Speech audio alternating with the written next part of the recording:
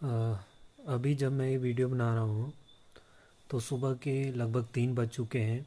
मैं बात कर रहा हूँ इकोनॉमिक सिस्टम के ऊपर। 3 तरह का इकोनॉमिक सिस्टम होता है: सोशलिज्म, कैपिटलिज्म और मिक्स्ड।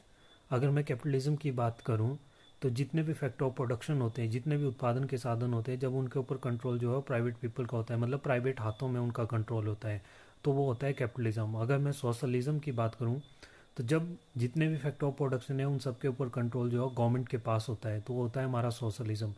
अगर मैं मिक्स की बात करूं तो मिक्स जो सिस्टम होता है उसमें कुछ कंट्रोल जो है गवर्नमेंट के हाथों में होता है और कुछ कंट्रोल जो है वो प्राइवेट के हाथों में होता है। अभी जब मैं ये वीडियो बना रहा हूँ तो सुबह के लगभग 3 बज चुके हैं। मैं बात कर रहा हूँ इकोनॉमिक सिस्टम के बारे में। 3 तरह का इकोनॉमिक सिस्टम होता है: सोशलिज्म, कैपिटलिज्म और मिक्स्ड। अगर मैं सोशलिज्म की बात करूं तो जितने भी हमारे जो फैक्टर ऑफ प्रोडक्शन होते हैं उन सब के ऊपर जो कंट्रोल होता है वो गवर्नमेंट के हाथों में होता है, वो होता है सोशलिज्म। और दूसरा अगर मैं बात करूं कैपिटलिज्म के बारे में, तो कैपिटलिज्म में जितने भी हमारे पास फैक्टर ऑफ प्रोडक्शन होते हैं उन सब के ऊपर जो कंट्रोल होता है वो प्राइवेट के हाथों में होता है, वो होता है कैपिटलिज्म।